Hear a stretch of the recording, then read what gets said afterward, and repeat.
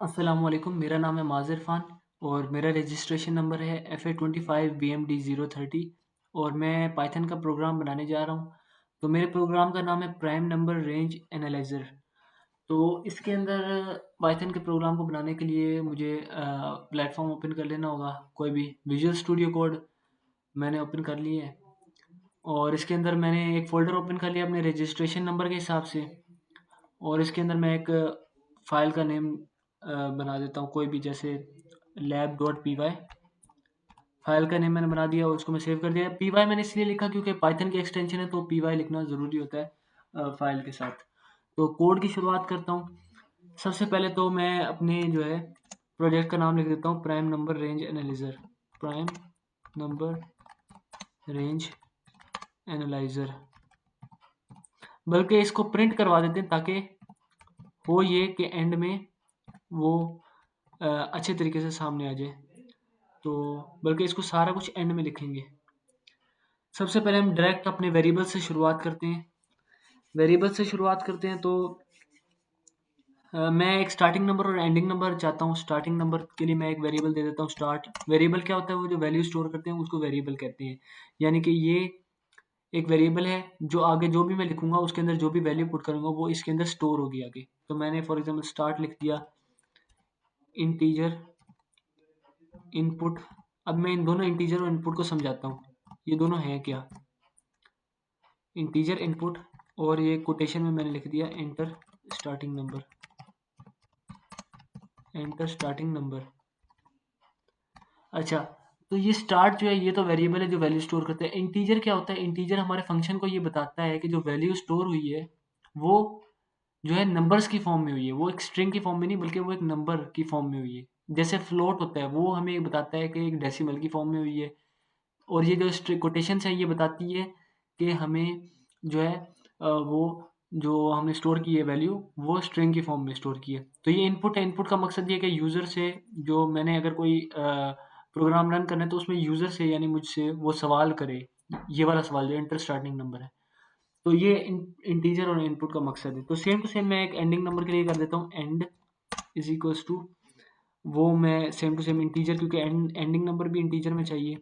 Input input और enter ending number.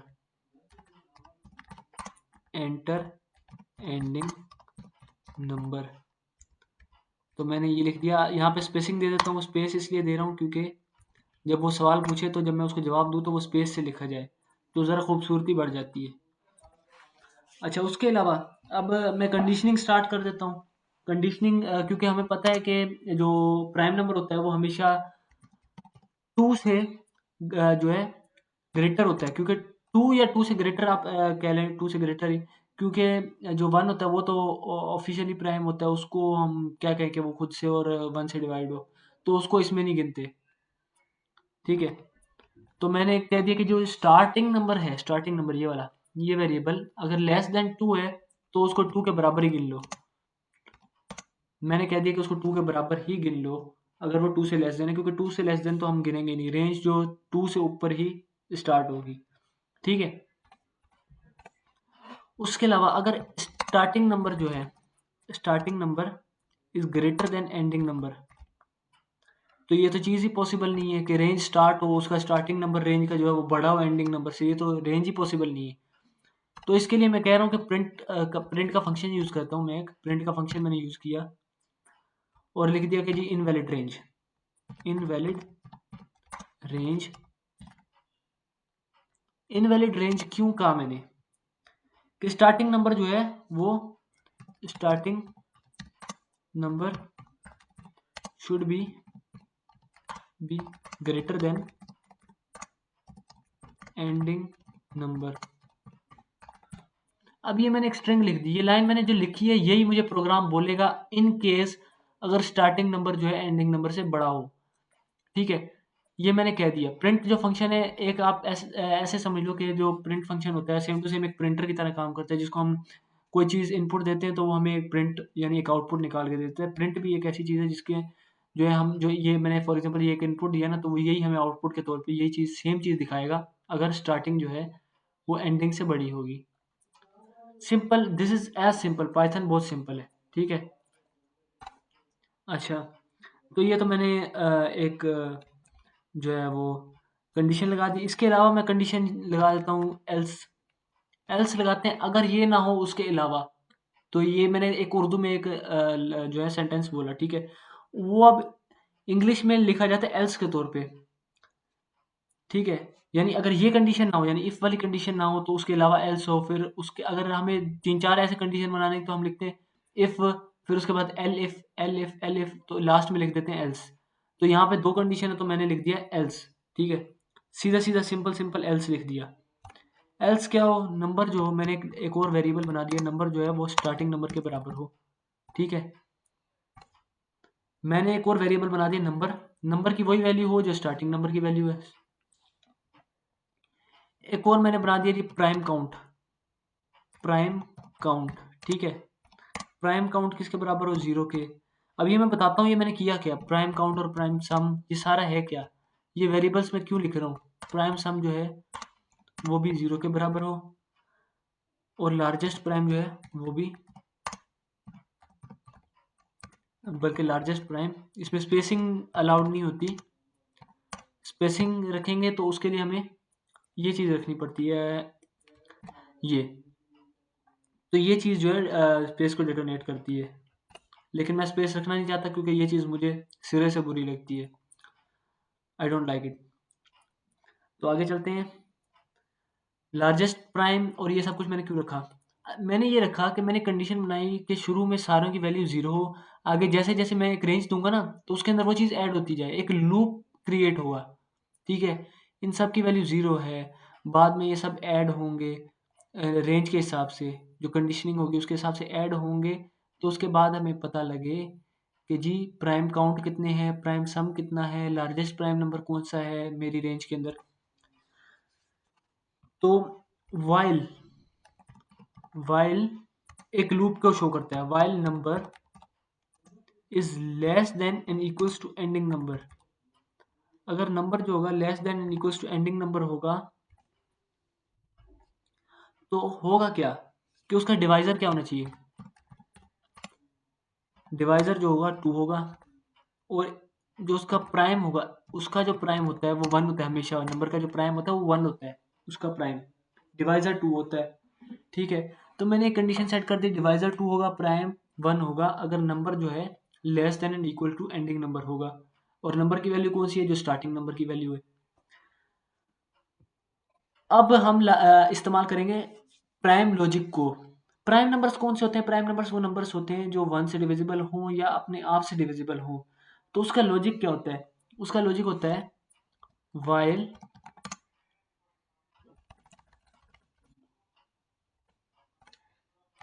While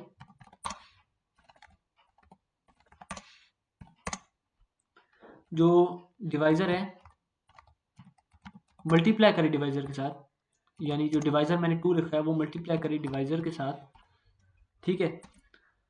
और उसकी जो वैल्यू हो वो less than and equals to number की वैल्यू के साथ हो, नंबर की वैल्यू से भी लेस देन या इक्वल हो उसके, ठीक है। और इफ नंबर का जो, उसके नंबर का जो रिमाइंडर है, उस नंबर का जो रिमाइंडर है, यानी रिमाइंडर के लिए मैं यूज करूंगा ये परसेंटेज की सैम्पल, ये परसेंटेज की सैम्पल रिमाइंडर के लिए यूज होगी डिवाइजर के साथ, वो बराबर हो 0 के।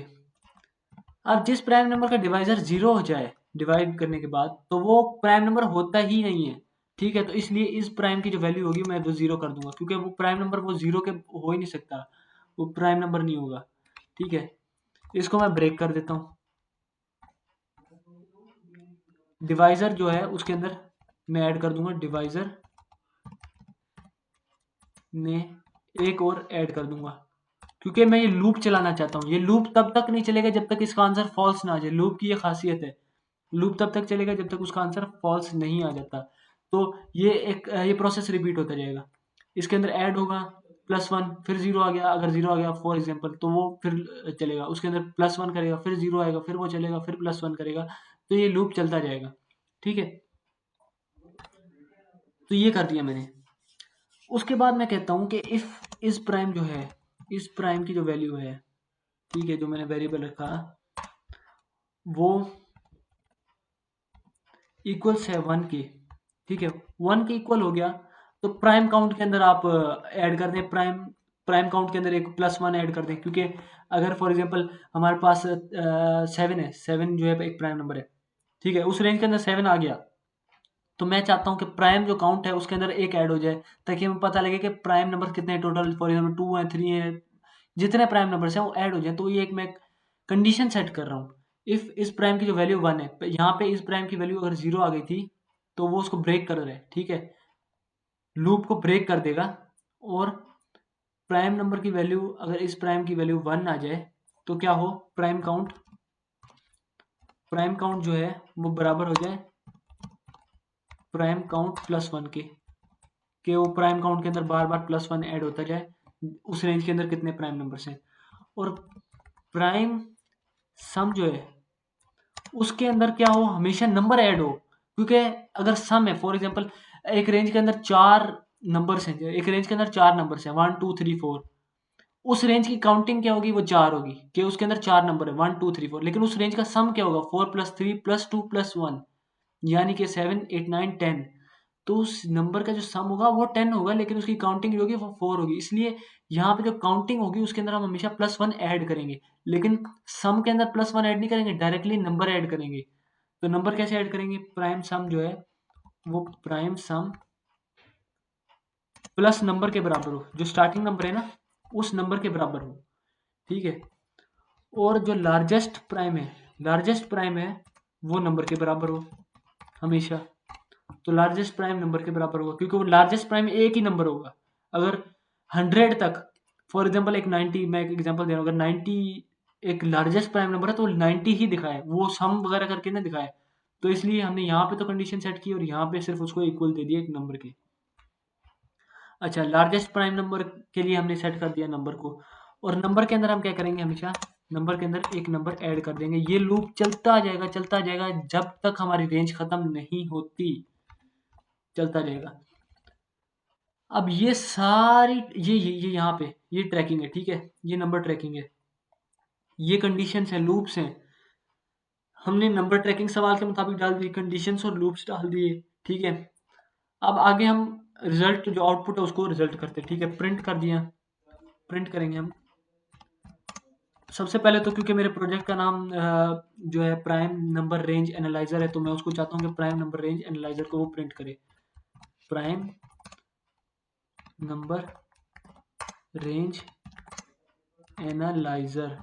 ठीक है, ये मैंने रख दिया नाम, यानी एक जो है स्ट्रिंग दे दिया कि ये प्रिंट हो डायरेक्ट। उसके बाद जी मैं चाहता हूँ कि शो के लिए मतलब ये इसका कोई काम नहीं, अगर ये ना भी लिखो तो कोई हर्ज नहीं है। मैं चाहता हूँ रिजल्ट्स भी प्रिंट हो के पता लगे जी हमें ये रिजल्ट आए हैं इस रेंज के। ठीक है, मैं चाहता हूँ टोटल अब प्राइम नंबर प्रिंट हो के टोटल प्राइम नंबर्स कितने हैं। ठीक है, अब मैंने स्ट्रिंग दे दी, अब मैं ये भी लिख सकता हूँ टोटल प्राइम नंबर्स आर, या the numbers of total prime are, तो कुछ भी लिख सकता हूँ। तो मैं लिख रहा हूँ टोटल प्राइम नंबर्स आर।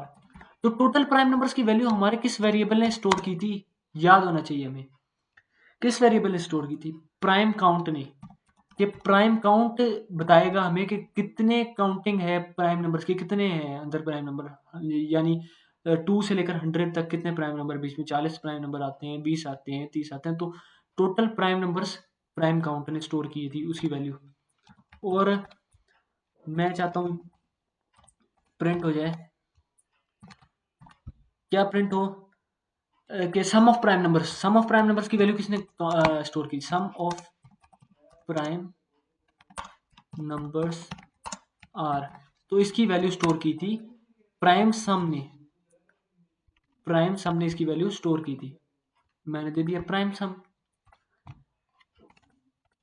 इसके अलावा अब मैं कंडीशन देता हूं कि जी लार्जेस्ट प्राइम नंबर होगा और नो प्राइम नंबर, अगर for example no prime number found हो। ठीक है, पहले तो मैं लार्जेस्ट प्राइम नंबर की कंडीशन देता हूं, अगर इफ प्राइम काउंट जो है वो बराबर हो जाए, बल्कि ग्रेटर देन हो जाए 0 के, ग्रेटर देन 0 से हो जाए, तो होगा क्या कि प्रिंट कर दो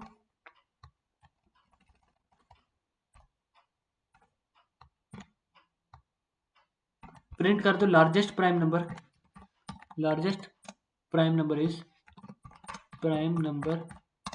इज वो लार्जेस्ट प्राइम नंबर क्या हो, वो लार्जेस्ट प्राइम के बराबर, क्योंकि मेरे लार्जेस्ट प्राइम नंबर की वैल्यू लार्जेस्ट प्राइम ने ही स्टोर की थी, इस वेरिएबल ने मेरी इस कंडीशन की वैल्यू स्टोर की थी। तो मैंने कॉमा देके लिख दिया। जो जो हमेशा कोटेशन के अंदर होता है वो एक सेंटेंस होता है, वो कोई भी वैल्यू स्टोर नहीं करता, वो एक सेंटेंस होता है, ये वैल्यू स्टोर करता है जो ब्लू कलर में नजर आ रहा है। ठीक है, तो मैंने ये कंडीशन दे दी। उसके अलावा मैं कंडीशन दे रहा हूँ एल्स, क्योंकि मैंने बताया जैसे एल्स जो है उसके अलावा एक्स्ट्रा कंडीशन स्टोर करता है। एल्स दे दी कि अगर ऐसा कुछ है ही नहीं और प्राइम नंबर कोई है ही नहीं तो no prime number found, no prime number found. ठीक है, तो मैं ये दो जो है सैम्पल दे देता हूँ। इससे क्या होगा कि वो एक थोड़ी खूबसूरती बढ़ जाएगी। No prime number found in the range लिख देते, in the range, in the given range या प्रोवाइडेड रेंज। ठीक है, ये मैंने कोटेशन लिख दी, इसके अंदर स्ट्रिंग बना दिया, कंडीशन बन गई, कोड मेरा तैयार होकर रेडी हो चुका है। ठीक है, तो अब इसको रन करने की बारी है। टर्मिनल में रन करता हूँ।